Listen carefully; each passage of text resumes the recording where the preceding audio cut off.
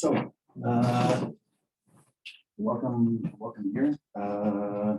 So today we're going to listen to the presentation of Mohammadhadi Shateri, who's a new prof in the system engineering department, and his research topic is aligned with the lab. So, talk, and if you power through at 1 o'clock, we bring pizza. En français, donc, j'imagine que tout le monde parle un peu en anglais. Donc, la présentation va être en anglais. Mais Hadi, c'est un nouveau prof dans le département de génie des systèmes et qui va faire une belle présentation de ses recherches. Yeah, thank you very much. Thank you very much for everyone for being here, either in person or in the Zoom. I'm not sure if they can hear me. If we get some feedback from people in the Zoom to see if they can hear us. Is the microphone on? Yeah, for me it's on, but it's good to double check with them. Yeah, there is it in the chat, I think. We can hear you. Okay, yeah, so great. Oh, Prashant. Yeah. Hi, Prashant. Great. Yeah, and special thanks to Professor Garango for setting up this talk. My name is Mohammadhadi Shateri. I just joined the Department of System Engineering from the 1st of June. In this talk, I would like to talk about my line of research that is on privacy preserving data sharing and security in machine learning models. So I will start,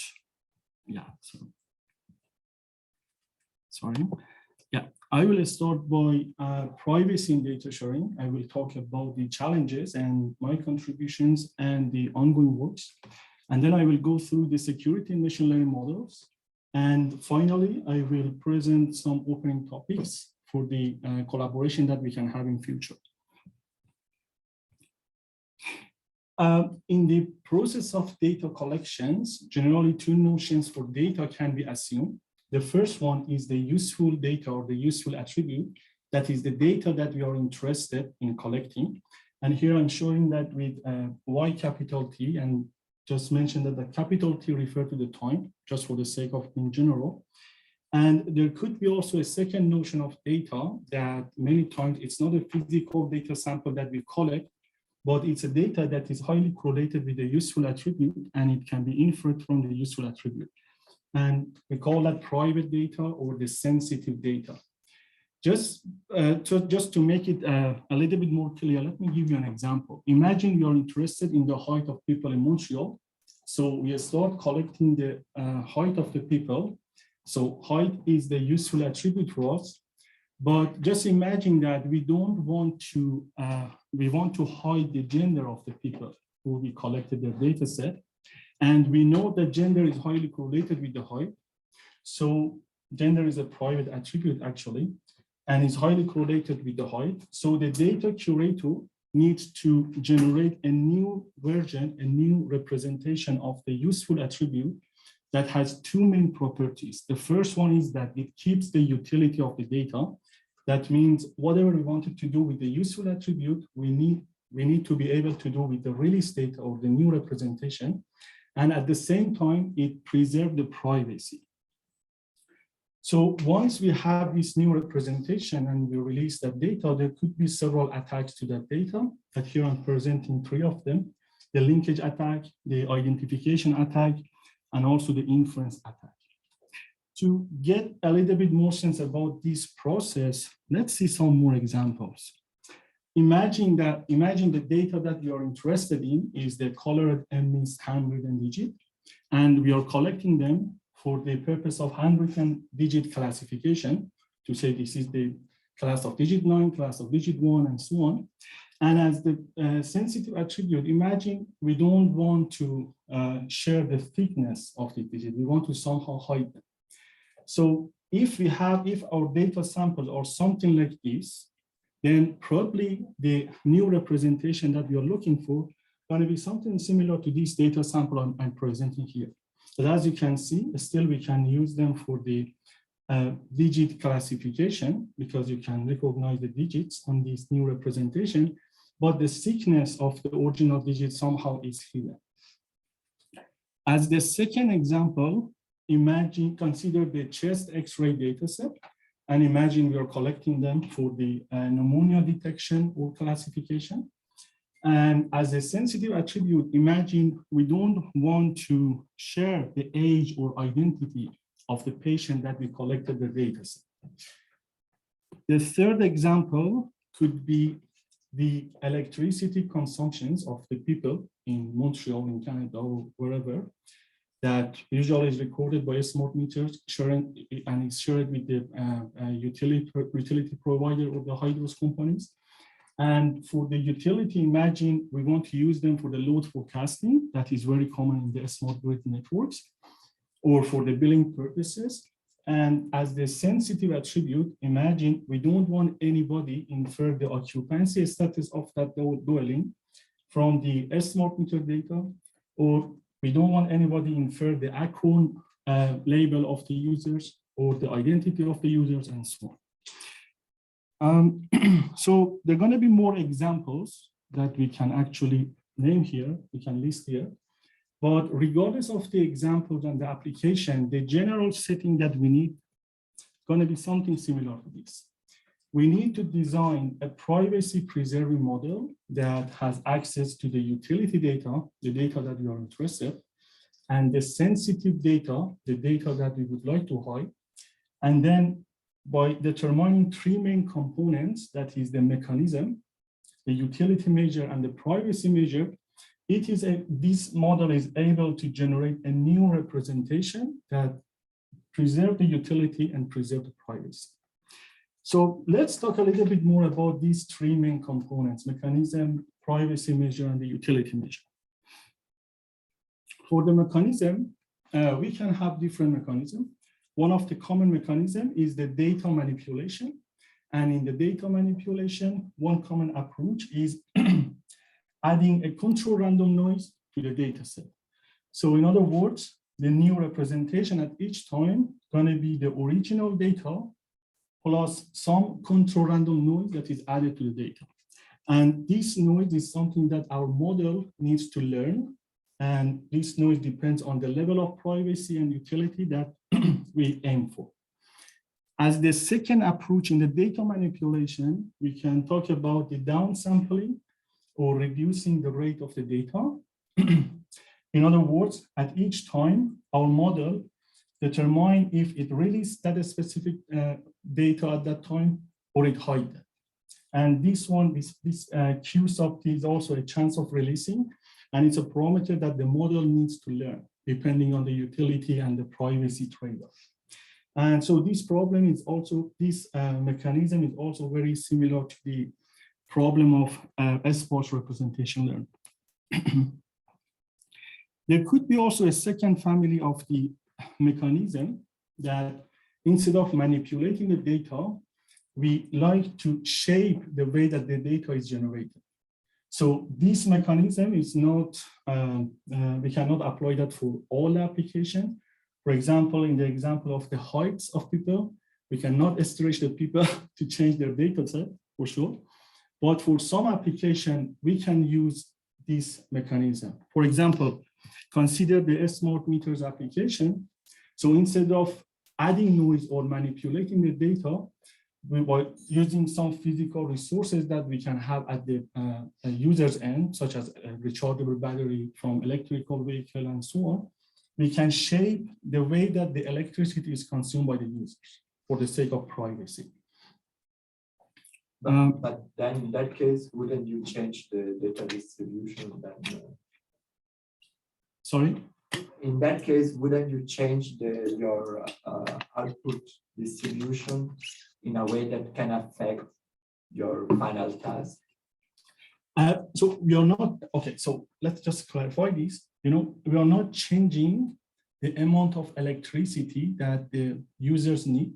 So it's going to be, we don't change that. So the distribution, I said the distribution of the demand load of the users, we are not changing that.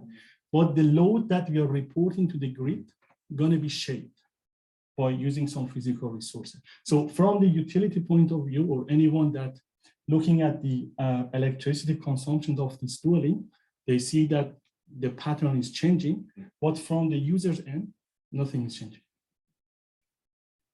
So let me give you an example. Imagine you have a battery with infinite capacity. So we don't have limit on the capacity. We have what the assume we don't have.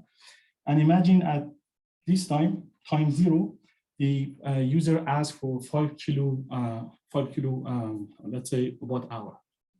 And then by using this rechargeable battery, the model that we have, it asks 10 kilowatt hour from the grid.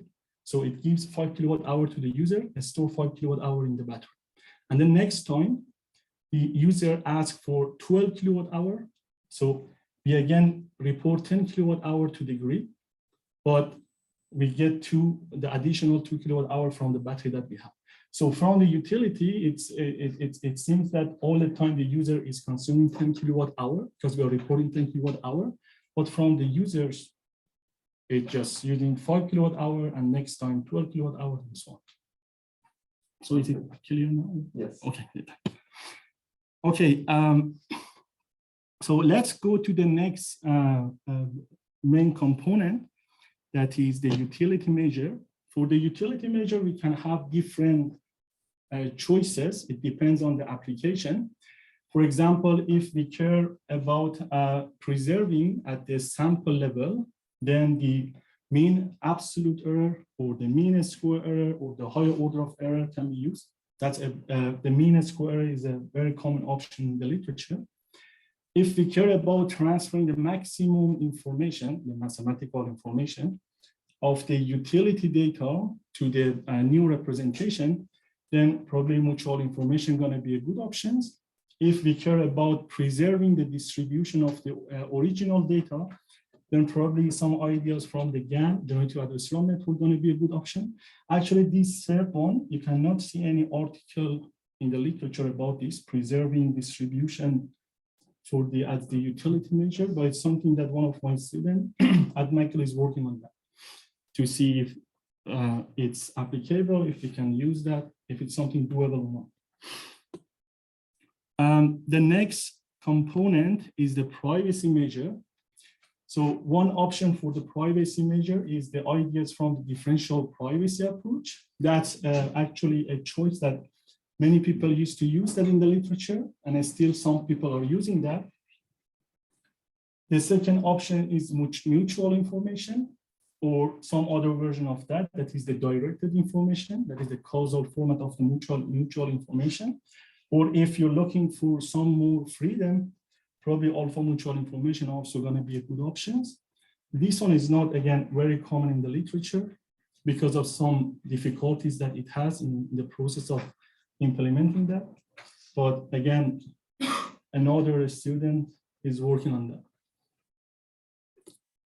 Okay, so I talked about the three main components of the privacy preserving model. And now let's look at some examples. So the first example that I'm presenting here is the formulation of the privacy preserving model based on these three main components. So in this example, we are looking for learning a way to generate a new representation out of the sensitive and the utility data by minimizing the mutual information, the amount of information that the sensitive attribute and the new representation share. It can be constrained to some side information or auxiliary information that the adversary can have. And then it's subject to keeping the distance between the new representation and the utility utility attribute less than an epsilon. As the second example,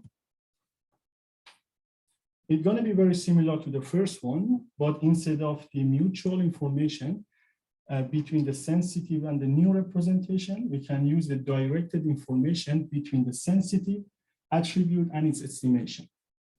And this one actually modeled the flow of information in a causal manner from the sensitive attribute to its estimation by an adversary. So I should mention that none of these formulation have a closed form solution, so we cannot solve them generally. But one way to tackle them is using some deep learning frameworks that here I'm presenting. So I don't want to go through the detail of this, but I will explain them a little bit. So we need to have a releaser network that get access or receive an observation based on the sensitive and the utility data. And then based on them, it generates a new representation. And then there is an adversary network that tries to estimate the sensitive attribute. And then it gives feedback to the releaser network just to check the level of privacy of this new representation. And then we're going to have this loop until we reach to a new representation for the specific utility and privacy that we are looking for. So for sure, to determine the loss function of this network, we need to use those optimization problems. I should mention that the main challenges is that we cannot implement the mutual information directly. We cannot implement the directed information directly, but we need to find some bounds, upper bound or lower bound on them, and use them as the loss function of those networks. I'm going to present some references for about the details of these approaches, and if you're interested, you can take a look at them. But just getting back to these two optimization, I said they don't have a general solution, but the first one for some special cases has closed form solution. And that special case is this. If we assume a mean square error distortion distance, let's say, and if we ignore the time dependency here, and if we assume the utility and the sensitive attribute are jointly Gaussian, then we can find a closed form solution for this. But that's a very special case. And I have a question? Oh, yeah, sorry. And so let's see some experimental result for that special case. So here is the Gaussian case. I'm presenting two examples here for the Gaussian case when I ignore the time dependency. And you can see on the y-axis, the mutual information between the sensitive and the new representation. Here you can see the distortion between the mean square error between the new representation and the utility measure on the x-axis. And the lines, the solid line and the dashed line are the theoretical results. And the cross and dots, the circles are the result of the deep learning model that I present. And so that's a very, very special case. And if we still assume that through the time the data are independent, but if we ignore the Gaussianity, then there is no closed form solution, but we can find some upper bound and lower bound on the performance of that optimization problem. So here, I'm presenting also some experimental results for that. So in both examples, the blue line is the upper bound on the performance. And when I say performance, I mean the sensitive versus the utility. And also the black one, the black line is the lower bound on the performance, and the red circles are the result of the deep learning model. So if you're interested in more details about these things, please feel free to take a look at my PhD thesis that you can find in Scholarship McGill website. And by simply just searching my name or the title of my thesis, that is Privacy Preserving Mechanisms for Smart Meters Using Deep Learning. So I put a lot of details there in my thesis. If you're interested, just feel free to take a look at that. Also here, I'm presenting some references for those who are interested in these kind of things.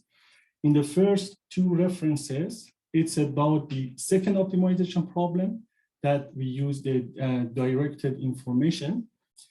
And the third one is about it. We are considering both optimization problem, I mean, mutual information and the directed information, but with the presence of the side information at the adversary side. And we are comparing those two optimization problems together, how the side information can affect the performance of the model.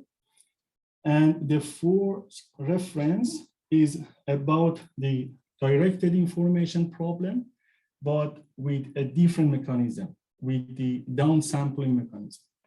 There are also two more references, reference 5 and 6, that is about the data shaping. The one that I said, imagine there is a battery at the user side for the smart meters data. And these two articles are about that, where we formulated that problem in the reinforcement learning setting, and then we solved using we we tackle that using the deep Q-learning approach. So if you're interested, yeah, sure. Like, I guess it's a smart meter application, but can you tell me like what kind of data you needed to train these models, and also maybe clarify what you mean by side information in that context? Okay, sure. So for the data, for sure, it depends on the application. For example, in the smart meters application, we have a time series data of the way that people consuming the electricity. So there are some open access data that we can find online. That is the electricity consumption of people during 2 years, 3 years, whatever, for some specific regions. And for the side information, it could be any kind of side information that is correlated with the sensitive attribute. But for that specific article that I mentioned here on the impact of side information, it was for the smart meter application. So here we have an example where the utility data is the electricity consumption. The sensitive data is the occupancy label. I mean, at this specific time, is there anybody at home or not? So it's a binary label actually. And at the side information, you actually, for example, consider, okay, you're looking at this data, but what is the day of the week that you're looking at the data? Or what is the month of the year that you're looking at the data? So this is something that for sure we cannot hide from the adversary, especially in the causal application, the online application. So we just examine how this side information that the model cannot hide, what adversary can easily get access to that, can affect the performance of the model. And for sure, it's gonna degrade the performance of the model. And I should say that this study, we were the first one who studied the effect of side information. And still, it is an open question. Nobody knows how we can consider this one in the implementing of a model, in formulating of a model, in a way that we fight with that auxiliary data, auxiliary information, or the side information. But still, it's an open question. There is no article about that give you advice how you can fight back with this side information. Sure. Just in the context of privacy data sharing, what you are releasing, is it the representation that you learn? It is, this is a new representation of the utility data that you can do whatever you wanted to do with the utility data. You can do the same with this with the new representation, but it preserves the privacy. Probably a good example. My question is with respect to the privacy. For example, here in Quebec, the new regulation on data privacy that will start in next month, it states that normally you should not be able to directly or indirectly identify some private information when it comes to data anonymization that you use. But the approach you are using here, what is the guarantee that, because I guess you are using the discriminator to try to infer, and as long as the discriminator does not solve it, you say that it's good, but your discriminator is not the best one, right? Because I also work in this kind of research.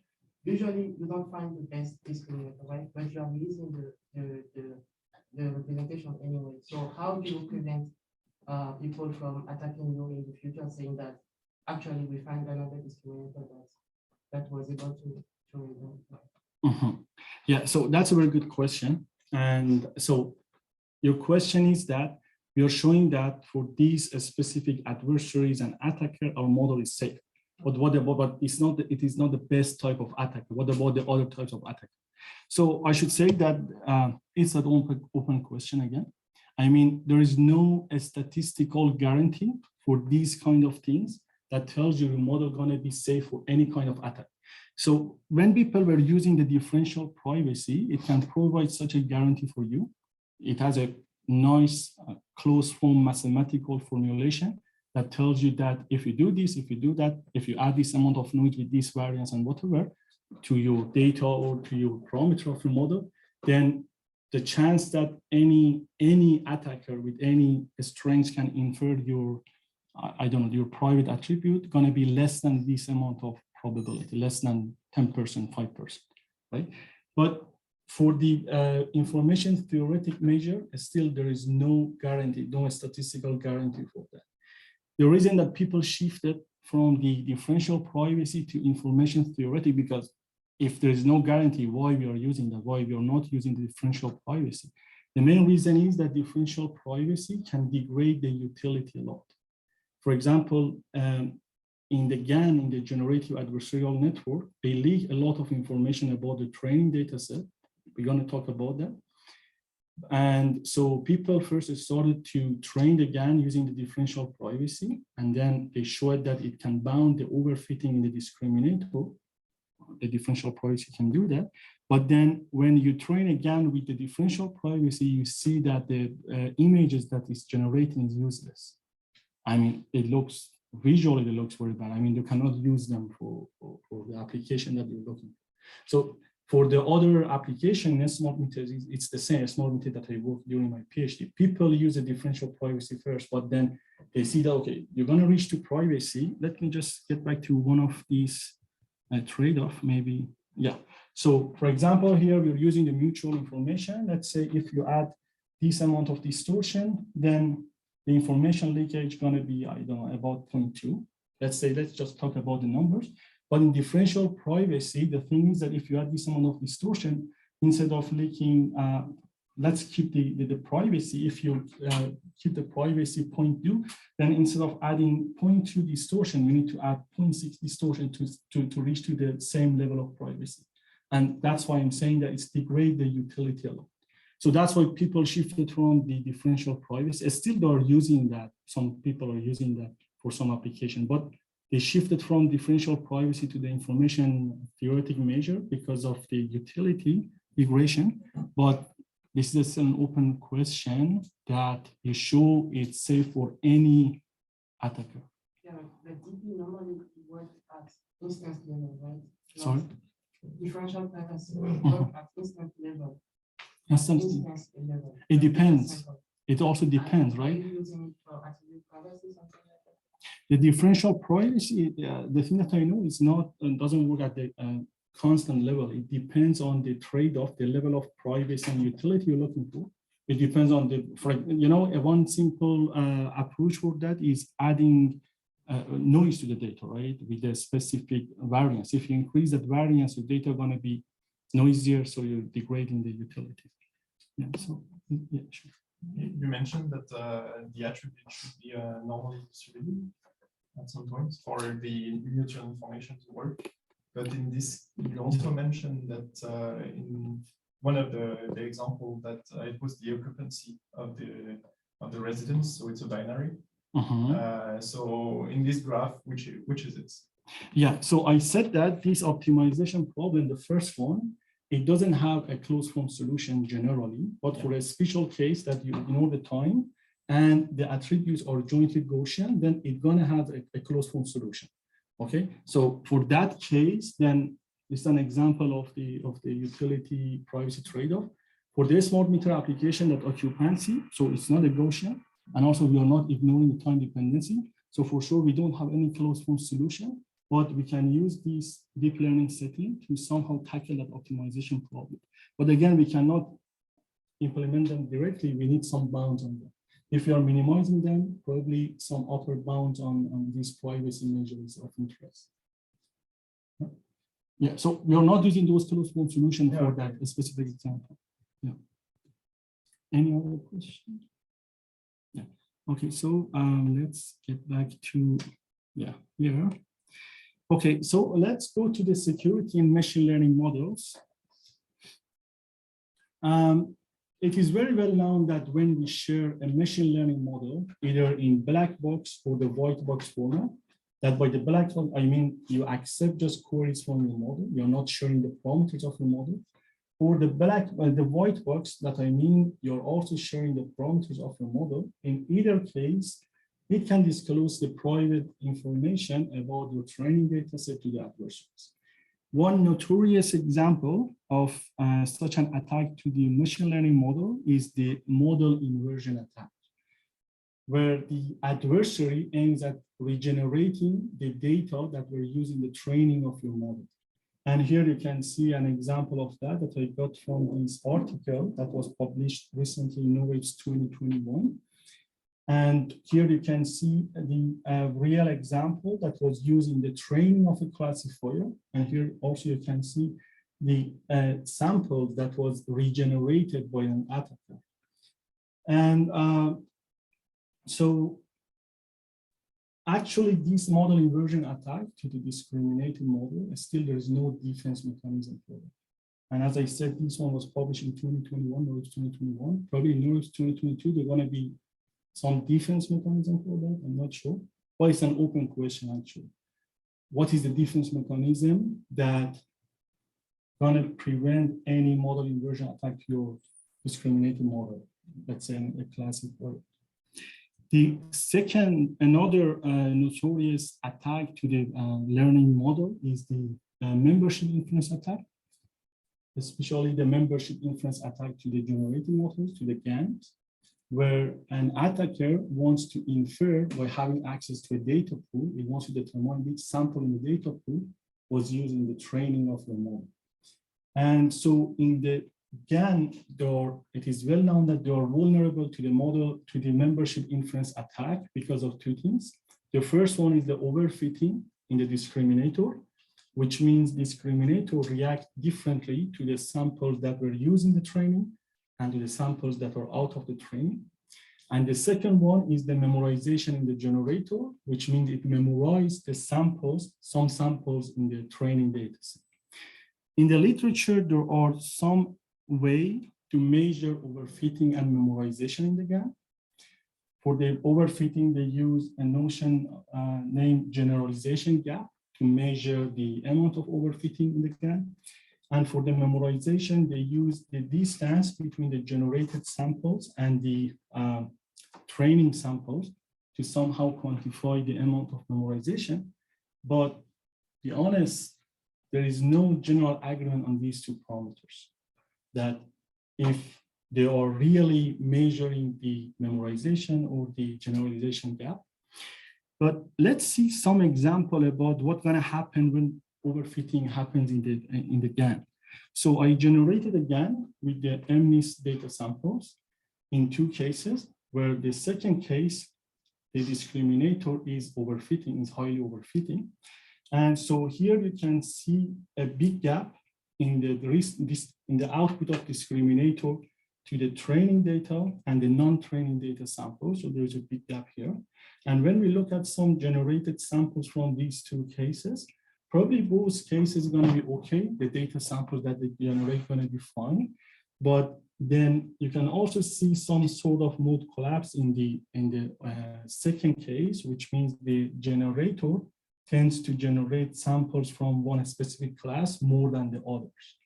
So when this overfitting happens, then it's very easy for an attacker, for a membership inference attacker, to tell you which sample was used in the training and which sample was not used in the training. Because when you feed them to the discriminator, those that receive a high value at the output of the discriminator probably are those samples that were used in the training. So in the literature, there are some defense mechanisms to membership inference attack to the GAN. One common approach is the differential privacy that I talk about. So people showed that when you train a GAN with a differential privacy learning algorithm, you can bound the generalization gap. So it means you can reduce the overfitting. But the problem is that it degrades extensively the quality of the generated sample. So people started to think about some other ideas. Two recent frameworks is based on the built-in adversaries, and especially these two recent frameworks, that is the Prive GAN and the Power GAN. If you search them in the Google Scholar, you can easily find them. They published, I think, recently in 2021. But still, these two frameworks that are very, very similar to each other with a tiny difference in the process of training them have some serious issues. The first one is that they are computationally expensive. And the second one is that to train them, these frameworks, to train a GAN based on these two frameworks, you need to have a large training data set.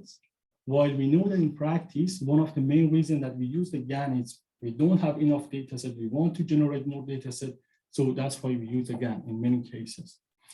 And the second one is that there is no guarantee or mathematical, at least a mathematical justification for why these two frameworks are preventing the membership inference attack.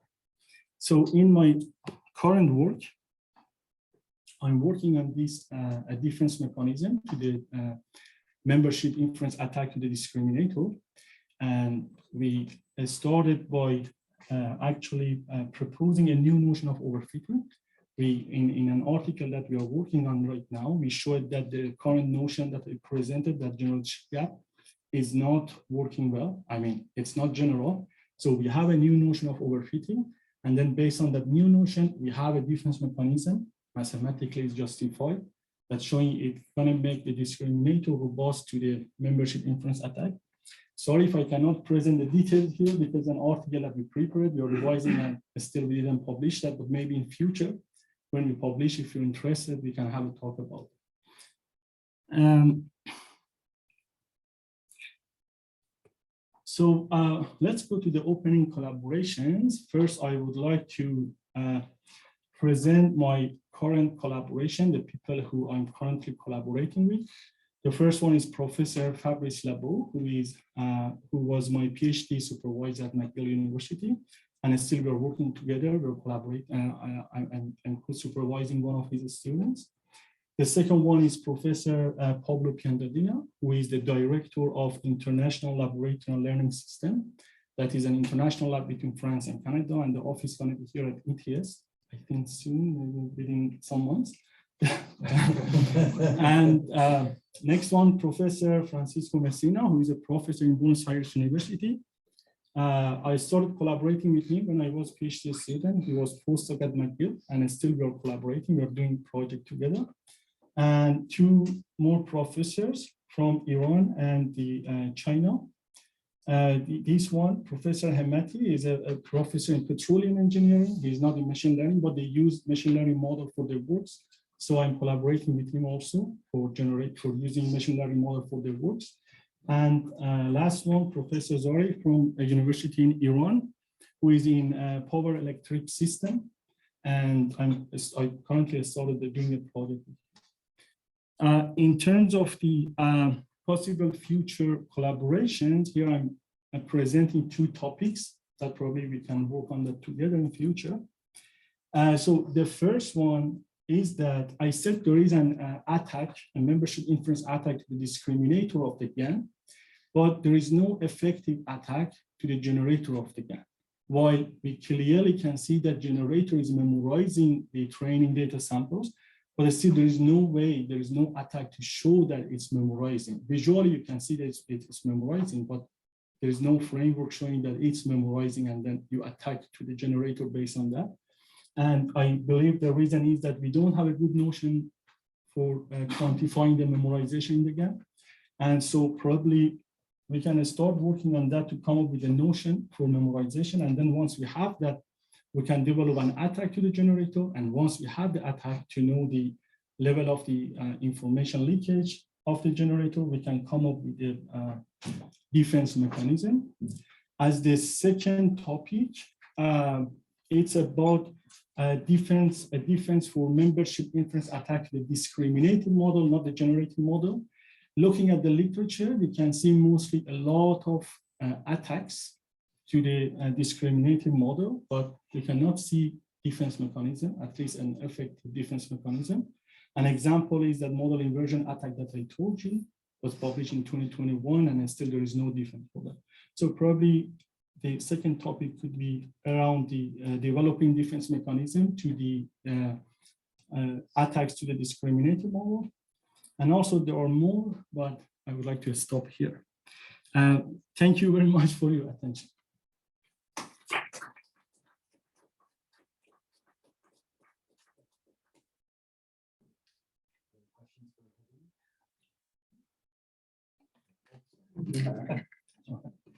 Hey, Mohammed, thanks for the talk. I'm curious to see, for example, you share your research on this smart meter, on MNIST. I'm curious, for example, in the application of the X-ray. You have this, I mean, I guess the utility information could be, for example, detection of pneumonia, COVID, and different things. I'm curious to see, for example, those methods, when you remove this privacy information like age or the identity first, I don't know how you can identify the identity of these XRX. And second, I would be curious to see which is the final product. Because me and Christian, we are working also on privacy preserving for brain. We have a few papers on that. We were surprised to see how, I would say, distortion the images could be. So I'm curious to see how this case, for example, for the X-ray, what is the final product? Once you remove the privacy information, how you keep the information there? Yeah, so for sure, there are going to be we're going to miss the utility when, the privacy doesn't come for free for sure.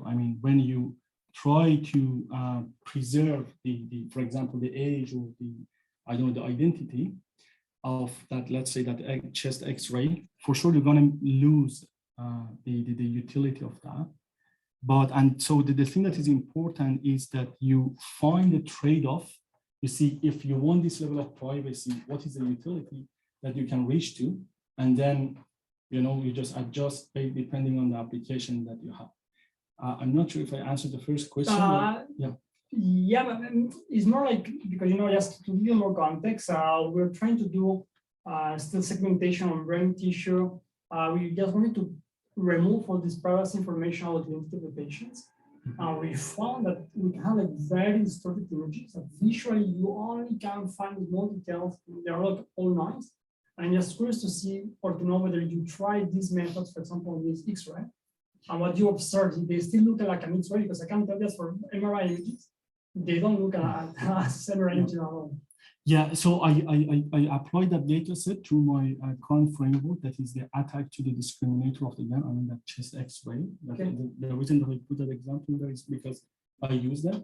And I can tell you that for the membership inference attack to the discriminator, yeah, the images that I'm generating in my GAN, let's say, that framework is the chest X-ray. Okay. But the thing is that for the membership inference attack, it reduced the attacker inference to a level of random attacker. Yeah, so for sure you can see that the image that you're generating compared to the original image, you can see that they're distorted. You can see that for sure, but it's not like it's gonna be a garbage. You cannot use it. It is exactly the chest X-ray. Okay. Yes, I will show you an example. Yes, I want to take all of this, but we're going to later with that. Sure. Yeah, and also one thing that I should mention is that, the thing that is important in that setting is your selection of the privacy image and utility measure. Let me give you an example about the smart meters, for example. In smart meters, I told you that it's very common that people use the mean square error as the utility measure. So using that one, you're going to preserve the signal to something. But for some application that you're interested in preserving just the peaks and not the, let's say, averagely everywhere, just the peaks, that is very useful for in the smart meters, smart grids networks, then for sure mean squaring is not a good option. You need to go to the higher order of the error. So that choice of the utility and privacy are super important. If you go with the differential privacy, you're going to reach the privacy, but you're going to degrade you're going to miss the utility. If you go with information theoretical measure, you're going to reach to the same level of privacy, but you have better utility. That choice is very important. Yeah, what we can also discuss. Sure, yeah. Thanks. Yeah, I have a question. So I think you mentioned that there's 3 approaches for preserving the privacy. And you sort of separate, so you had one that's mutual information, and you had one which is GAN. Yeah, that was some option. I read a paper where they showed that there's a link between both, right? So if you. Yeah, sorry, you said utility or the privacy? So between, like, for example, the second and the third, yeah. Yeah. So when we go with the mutual information, right, for sure, it's like we want to keep the dependency between the utility and the new representation. Yeah. Right. Yeah. So if I think it's a little bit different from preserving the distortion, because here we can have a simple example is we can have the IID sample, right? They are independent sample, but identically distributed. So it's gonna fall here in this category. They are identically distributed, but they are independent. But here I'm talking about just preserving the distribution. The distribution is going to be said they are identically distributed. Okay. They're going to fall here. But sorry, they're not identically distributed. They are just independent. Right. They are dependent, actually. Yeah. So, for example, you can have a look at. I mean, you probably know this, but like the informational lower bound, and there's a paper called InfoGAN. Which actually shows a link between GANs and mutual information. Yes, that InfoGAN, the thing that I know is that the input of the generator in the GAN setting, let me just go there very quickly. Take some here. Yeah, so in the GAN, the input to the generator is a noise, right? We get some random noise we feed and then we generate a real looking sample.